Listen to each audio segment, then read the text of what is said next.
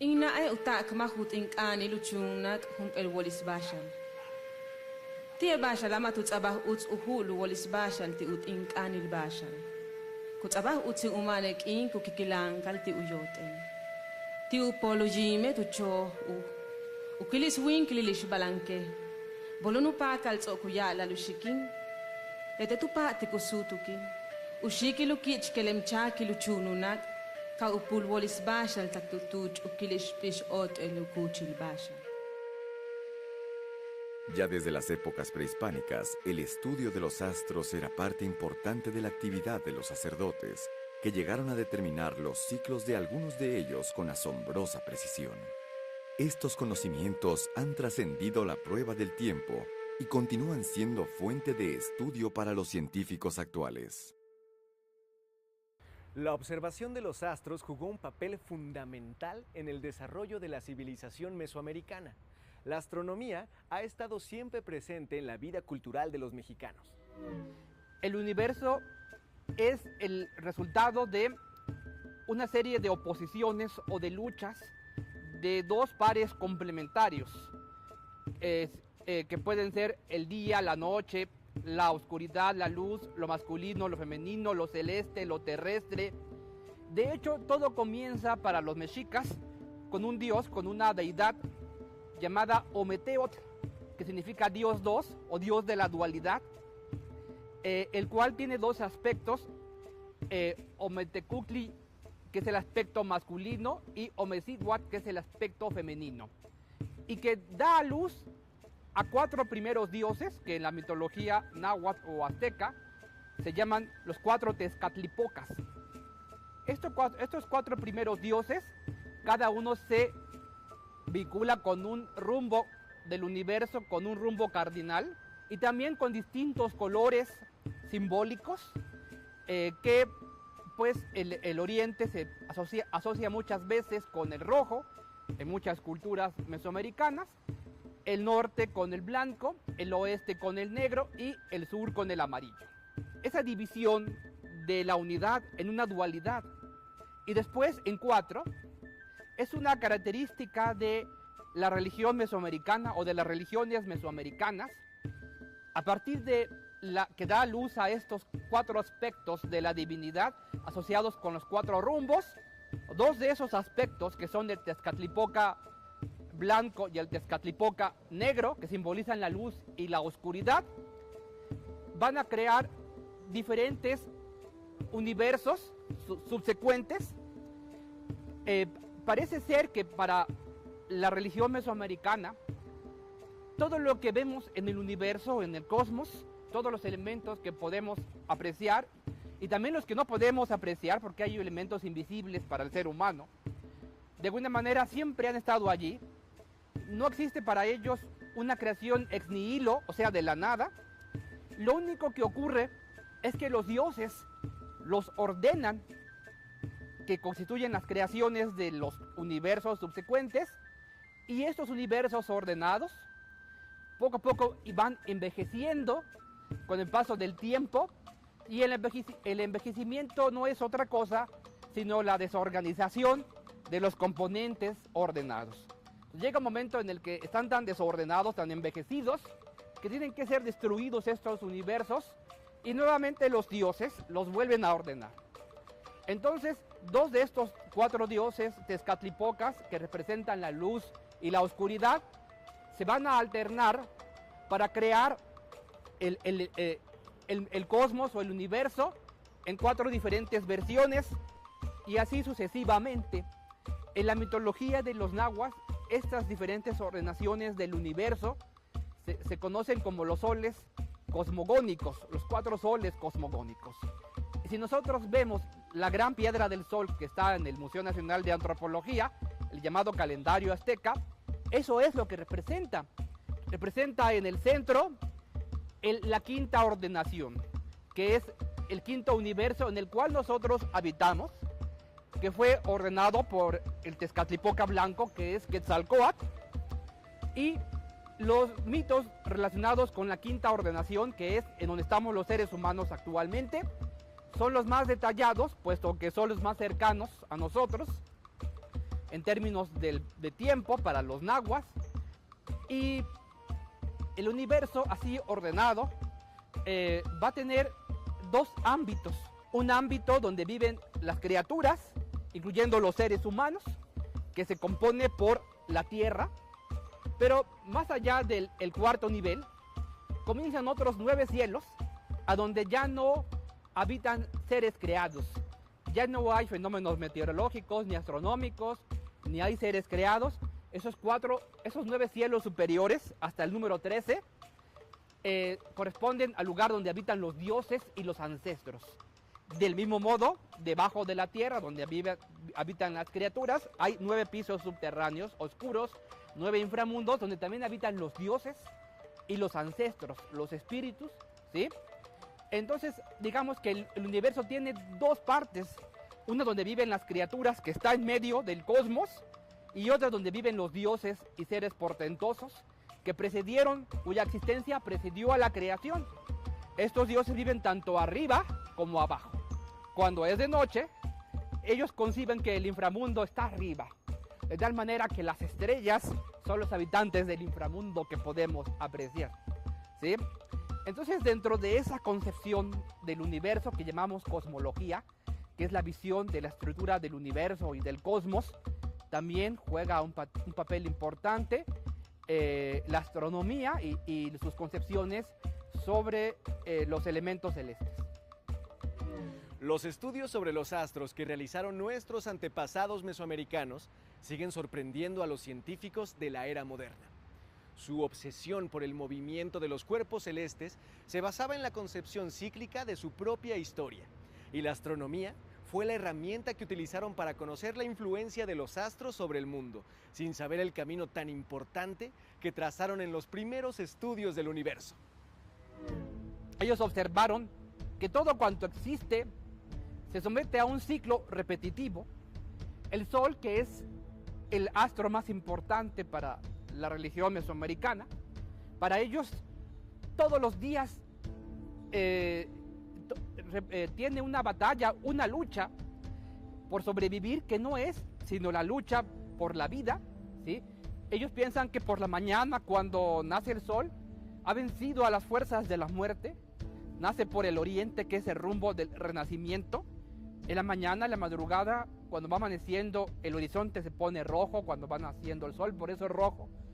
Se asocia con la idea de renacimiento y de resurgimiento después de la muerte, y las almas de los guerreros muertos en batalla lo ayudan en esa batalla, en esa lucha, primero contra los astros, porque con sus rayos de luz tiene que vencer a las estrellas y a la luna, y ya cuando llega a la parte superior del cielo, comienza su bajada, donde es ayudado por las almas de las mujeres muertas en parto, porque al parecer lo que está detrás de esta idea es que lo que muere es la semilla como la materia prima, y lo que renace es otro ser diferente de la misma especie, pero que ya no tiene conciencia anterior, no tiene memoria. Y así se explican ellos cómo es que de un aguacate surge otro aguacate, o de un colibrí surge otro colibrí, porque lo que renace nada más es la esencia, es digamos que el alma, la semilla, ya no tiene memoria, porque cuando va al inframundo y se enfrenta esta alma o este germen, esta semilla, a las fuerzas de la destrucción, de la enfermedad, de la descomposición, ahí se va purgando de experiencia, se va liberando de memoria. Por eso es que no hablamos ni de reencarnación, ni de resucitación, sino de renacimiento. Ese ciclo eterno de muerte y renacimiento. Los pueblos del México antiguo registraron por medio de las orientaciones de sus templos, de escritos y pictografías, los movimientos celestes. Pero no solo eso, llevaron a cabo predicciones de eventos tales como los eclipses solares y lunares. Para los pueblos mesoamericanos era muy importante la observación del Sol y de otros astros a lo largo del horizonte, porque les marcaba diferentes puntos en su calendario.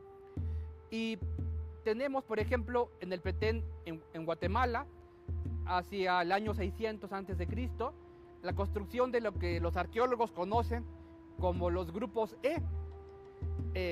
estos son, digamos, una gran plaza que tiene una pirámide con 4 escaleras, y una de esas escaleras ve hacia el oriente, hacia donde sale el sol.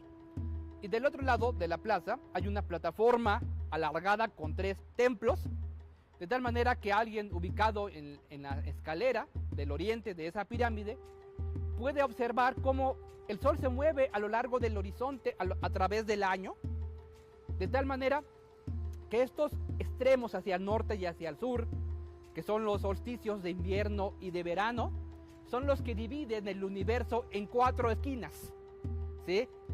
Y dentro de esta observación del sol, también a lo largo de muchos siglos, llegaron a observar que los eclipses de sol y de luna solo tenían lugar en ciertas regiones del cielo, no en cualquier zona del cielo, sino solamente en ciertas zonas específicas del cielo.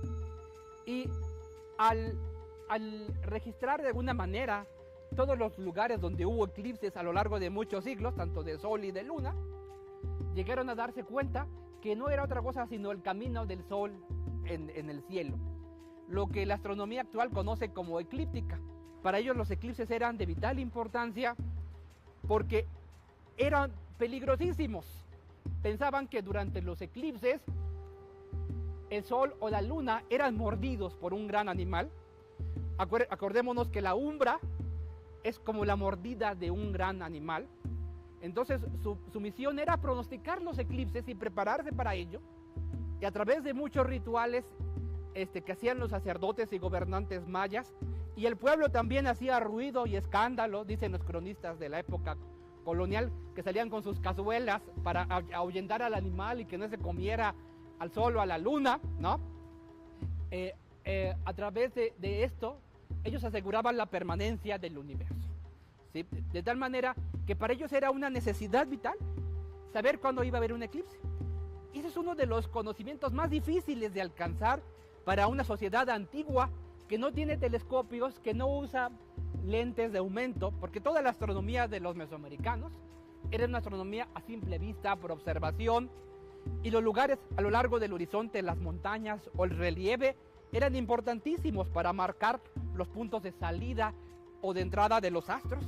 En la península de Yucatán, por ejemplo, donde no hay montañas, que todo es plano, pues sin duda lo que hacían era construir montañas artificiales, que eran las mismas pirámides, sí, que eran los puntos de referencia en el horizonte para saber dónde salía o dónde ingresaba tal astro. También actualmente muchos grupos indígenas que son de herencia mesoamericana, sobre todo en lugares remotos de las serranías de Oaxaca o de Guerrero o de Chiapas o de Guatemala, ¿no? Todavía saben cuándo tienen que sembrar, cuándo tienen que cosechar y demás, a través de la observación de ciertas estrellas fundamentales.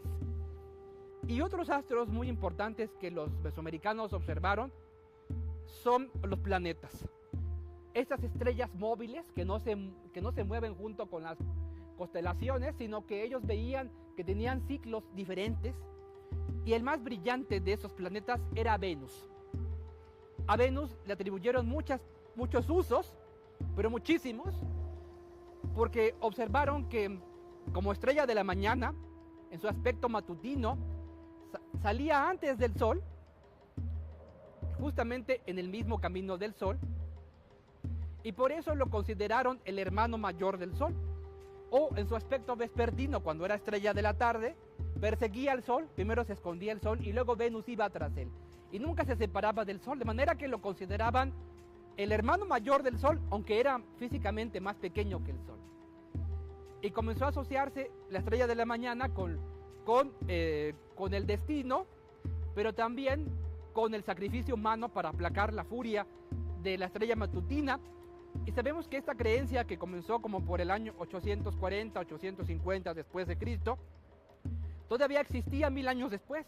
En el siglo XVIII, en la época colonial, aún hay esta creencia en documentos escritos en un idioma maya, que es el quiché de Guatemala, pero con caracteres latinos, ¿sí? Que son del siglo XVIII. O sea que vivió esta creencia como 1000 años.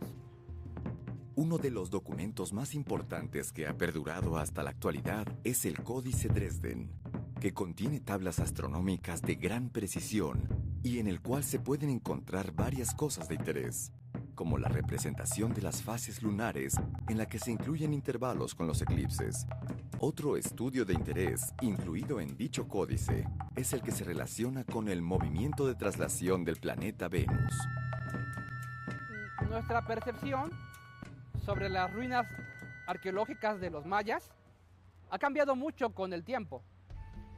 En la primera mitad del siglo XX, los arqueólogos, los mayistas de esa época, pensaban que estos lugares en la selva tropical, donde veían palacios, ruinas de palacios mayas, con pirámides y templos, eran solamente centros ceremoniales, aislados de los asentamientos donde vivía la población, y que en estos centros ceremoniales habitaban los gobernantes, los sacerdotes, y solamente se llenaban de la gente del pueblo en las fiestas religiosas. Pero eso era porque a principios del siglo XX los arqueólogos todavía no excavaban las viviendas de la gente común. Esta percepción fue cayéndose, desbaratándose, de tal manera que los mayistas hoy en día saben que no es así, sino que estos núcleos arquitectónicos eran nada más los centros de ciudades mayas que llegaron a tener poblaciones de 15,000, 20,000, 40,000 o 60,000 habitantes, como Tikal o como Calakmul, que eran dos de las más grandes que hubo. Estas ciudades como Teotihuacán o como Tenochtitlan se permiten el lujo de tener ejes norte-sur, este-oeste, calles reticuladas, una planificación urbana rectilínea. En el caso de las ciudades mayas esto no es así, porque el relieve del bosque tropical o de las montañas de Guatemala, donde también hay pueblos mayas, es muy accidentado. Y en las partes bajas hay inundaciones periódicas, se convierten en pantanos en época de lluvias, y en las partes altas pues es donde la gente podía vivir sin estos peligros. La gente más pobre vivía en las márgenes de estas tierras bajas, no vivía donde se inundaba, pero sí vivía más abajo, y las élites construían sus edificios en los lugares más elevados, de tal manera que las ciudades mayas tienen un diseño que a primera vista resulta caótico. Y siempre debemos tener en cuenta que para crear todo esto, para construir estos edificios o estos caminos, para mantenerlos aplanados y todos rectos, aunque pasaran por pantanos y lugares accidentados, para tenerlos en esas condiciones, lo que tenían a su disposición era la fuerza humana. No tenían animales de tiro, no utilizaban la rueda como instrumento de tracción, no utilizaban los metales, tenían la fuerza humana y una tecnología de piedra. Y con esto ellos edificaron todo ello. Hoy en día los arqueoastrónomos, que son los que estudian astronomía antigua, utilizan la orientación de los mismos edificios, de las estructuras arquitectónicas, para saber más acerca de las concepciones del cielo y del calendario, que es importante mencionar. ¿Se han dado cuenta que no era tan importante asociar los edificios o las plazas con ciertos astros, sino con ciertas posiciones de salida o de puesta del sol que tenían propiedades calendáricas culturales, no observacionales a simple vista, sino culturales? Ahora, también hay que decir que hay otro grupo de arqueólogos, otro grupo de especialistas que son muy escépticos de esto, que dicen no, los mesoamericanos y los mayas orientaban sus edificios a necesidades prácticas, y no a esas cuestiones astronómicas o calendáricas. Entonces hay dos puntos de vista en los especialistas y aún hay debate. Los primeros logros reconocidos de la astronomía maya se remontan 3.400 años antes de la era actual. Muchos expertos afirman que el calendario solar maya era más preciso que el que hoy utilizamos. Todas las ciudades del periodo clásico están orientadas respecto al movimiento de la bóveda celeste. Desde las labores de campo hasta incluso acciones bélicas, las ceremonias religiosas se regían por el orden temporal impuesto por el sistema calendárico. La observación de la posición de los astros en el transcurso del año solar permitió establecer una relación temporal y espacial, sobre todo para fechas de gran importancia astronómica y religiosa. Los mayas, igual que otras culturas de Mesoamérica, no tuvieron un solo sistema calendárico, sino diversos, distintos. El calendario más importante en la vida cultural de toda Mesoamérica, no solamente de los mayas, es el calendario sagrado de 260 días. No corresponde con claridad a ningún fenómeno astronómico del cielo. No hay un calendario de ese tipo en ninguna cultura del mundo fuera de Mesoamérica. Por lo tanto, ha habido muchas especulaciones sobre el origen del calendario de 260 días. Por ejemplo, algunos lo asocian con el periodo de gestación humana, 9 meses, son aproximadamente 260 días. Otros lo asocian con los periodos visibles de Venus como estrella de la mañana o estrella de la tarde, que en promedio también son 260, 263 días. Hay muchas teorías, pero ninguna se ha comprobado. Lo cierto es que existía este calendario, que es muy antiguo en Mesoamérica. Sus primeros testimonios por escrito con jeroglíficos se remontan hasta el año 600 a.C. Su uso principalmente era la adivinación. Hay que considerar que eran culturas que trataban de discernir la voluntad de los dioses, de las fuerzas sagradas en el universo. Y el instrumento que ellos tenían para conocer la voluntad de los dioses era el calendario de 260 días. Porque pensaban que toda la naturaleza y también los dioses mismos se sometían a las reglas de ese calendario. Por lo tanto, era un calendario adivinatorio que estaba en uso cotidiano y aún lo está en muchas partes de Guatemala. Todavía hay sacerdotes mayas actuales vivos en el altiplano de Guatemala, los quichés, capchiqueles y chiles, que todavía guían su vida por el calendario de 260 días. Así de fuerte y de profundo es en la mentalidad de Mesoamérica. Todos los demás calendarios, su astronomía y demás, tienen que interpretarse a la luz de este calendario de 260 días y también la vida cotidiana de las personas. Hay una palabra clave en la astronomía y en el calendario mesoamericano a la vez, que los especialistas usan, que es la palabra conmesuración. Lo que buscaban ellos era encontrar los engranajes donde todos los sistemas calendáricos coincidieran. Por ejemplo, encontraron que 73 ciclos de 260 días eran iguales a 52 años de 365 días. Y así siguieron buscando ese tipo de conmesuraciones en todo lo que hacían. Y estas conmesuraciones eran momentos de gran significado ritual para los pueblos mesoamericanos y también de enorme significado en cuanto a la conducta de los dioses. Los mayas conocieron otro ciclo calendárico que llamamos la cuenta larga. La cuenta larga en realidad se basa en el sistema numérico de orden vigesimal. Ellos no contaban de 10 por 10, sino de 20 por 20. De tal manera que un día,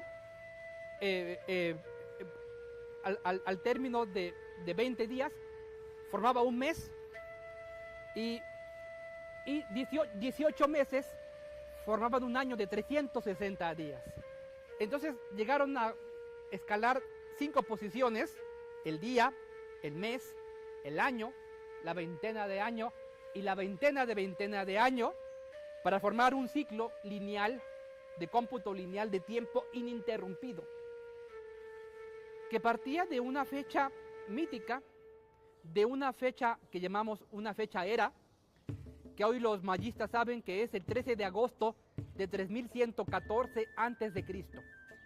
Esa fecha, 13 de agosto de 3114 a.C., los mayas creían que en esa fecha había iniciado la ordenación del mundo vigente. De tal manera que la mentalidad de los mayas, en ese sentido, era muy conservadora. Ellos apostaban por la continuidad de los ancestros y no por el cambio. Eso sí, es muy importante mencionar que en los testimonios escritos prehispánicos, a través de los jeroglíficos, de las inscripciones mayas, no conocemos ninguna narración, ningún mito sobre el fin del mundo. Ellos conciben al universo tan eterno hacia atrás como hacia el futuro. Sí encontramos mitos de fin del mundo a partir de la época colonial y pensamos que esto es por influencia del cristianismo, ¿sí? Pero no en la época prehispánica, que los mayas utilizaron la cuenta larga, que como ya dije es un sistema ininterrumpido de días, desde el pasado profundo hasta el futuro profundísimo, pero no fueron los primeros que utilizaron este sistema. Otras culturas mesoamericanas lo usaron antes que los mayas, particularmente las culturas pozolmecas, las culturas que vivieron en la zona de los olmecas, pero muchos siglos después de los olmecas aquellos que levantaron las cabezas colosales. Estas culturas que hoy llamamos cultura ismeña o cultura epiolmeca, aunque sí cabe decir que solamente tenemos el número 0 atestiguado en inscripciones mayas. No lo tenemos atestiguado en las cuentas largas de estos epiolmecas, ¿sí? Y todavía constituye un misterio quién inventó ese concepto del 0. Los estudios sobre los astros que realizaron nuestros antepasados mesoamericanos siguen sorprendiendo a los científicos de la era moderna. Su obsesión por el movimiento de los cuerpos celestes se basaba en la concepción cíclica de su propia historia, y la astronomía fue la herramienta que utilizaron para conocer la influencia de los astros sobre el mundo, sin saber el camino tan importante que trazaron en los primeros estudios del universo.